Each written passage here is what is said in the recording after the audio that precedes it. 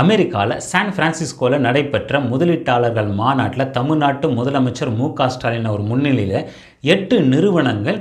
தமிழ்நாட்டில் முதலீடு செய்ய தொழில் தொடங்க புரிந்துணர்வு ஒப்பந்தம் போட்டிருக்கிறாங்க. அதில் நோக்கியா நிறுவனம் செங்கல்பட்டு 450 கோடி 100 பேருக்கு வேலைவாய்ப்பு, கோவையில் 150 கோடி முதலீட்டில் எல்டு என்ஜினியரிங் சிஸ்டம்ஸ் 300 பேருக்கு வேலைவாய்ப்பு, சென்னையில் கீக் மைன்ஸ் 500 பேருக்கு வேலைவாய்ப்பு, செங்கல்பட்டு ஓமியம் 500 பேருக்கு வேலைவாய்ப்பு, சென்னை தரமணி அப்ளைட் மெட்டீரியல்ஸ் 500 பேருக்கு வேலைவாய்ப்பு, மதுரை இன்ஃப்ளூன்ஸ்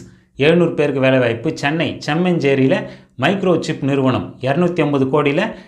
1500 பேருக்கு வேலைவாய்ப்பு, சென்னையில் பேபல் நிறுவனம் 1000 பேருக்கு வேலைவாய்ப்பு. இதில் இந்த முதலீட்டாளர்கள் மாட்டில் 8 நிறுவனங்கள் சேர்த்து 1600 கோடி முதலீட்டில் 5100 பேருக்கு வேலைவாய்ப்புக்கு புரிந்துணர்வு ஒப்பந்தம் போட்டிருக்கிறாங்க. அமெரிக்காவில் சான் பிரான்சிஸ்கோவில் நடைபெற்ற முதலீட்டாளர்கள் மாநாட்டில் தமிழ்நாட்டு முதலமைச்சர் மு.க.ஸ்டாலின் அவர் முன்னிலையில்